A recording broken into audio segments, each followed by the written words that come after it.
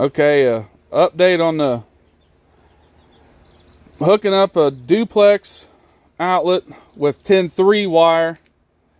And I am not an electrician, but this outlet has 2 hots and the neutral is not used. 2 hots in the ground, it's on there, but that's it. And I turned it off so I can put it back in and everything will work. Thanks.